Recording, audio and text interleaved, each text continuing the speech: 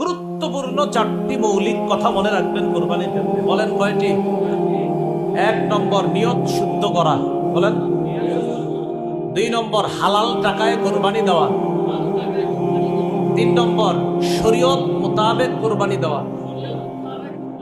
হুজুর করতে জিজ্ঞাসা মাসালা জিজ্ঞাসা করে সুন্দরভাবে পশুটা কোরবানি দিবেন। হ্যাঁ, পশু কোরবানি দেওয়ার আগে 10 দিন 15 দিন 5 দিন এমন এমন ঘটনা ঘটায় মনে হয় হেরে ছাড়া আর কেউ কোরবানি দিবে। পশুর এই করে সেই করে অমুক করে তমুক করে। আরে ভাই এগুলো কোথায়? পশু কোরবানি করতে হবে, এটা ইসলামী শরীয়ত মোতাবেক। আবার দেখবেন যিনি জবাই করে, হুজুর যদি জবাই করে একটু চাকুটা টাচ করার সাথে সাথে অনেক কসাই ভাইয়ারা থাকে মাশাআল্লাহ, যাই হোক ওনারাও খেদমত করে, ওনারা বলে হুজুর বাস বাস হয়েছে, বাস বাস হয়েছে বললে ছেড়ে দিবেন না।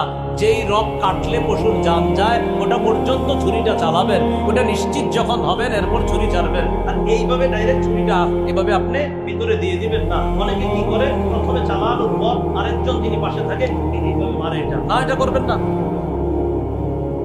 বলেন 3 নাম্বার কি মোতাবেক? 1 নাম্বার নিয়ত, 2 নাম্বার হালাল টাকা, 3 নাম্বার কোরবানি শরীয়ত, 4 নাম্বার বলেন রিয়া মুক্ত কোরবানি। বলেন আচ্ছা,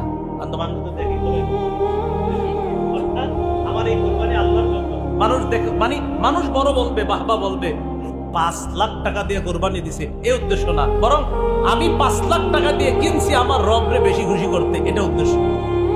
ঠিক আছে, কিন্তু আপনি যদি এটা হয় না, আমার রব আমারে দিছে যত বেশি টাকা, তাই বেশি টাকা দিয়ে পশুটা কিনছি, আল্লাহ আপনারই খুশি করার জন্য কিনছি, বাস এটা। কিন্তু আপনার এটা যেন না হয় 5 লাখ দিয়ে কিনছি, আমার ভাইয়েরটা 2.5 লাখ, এরকম হইলে শেষ, এরকম উদ্দেশ্য না হয়।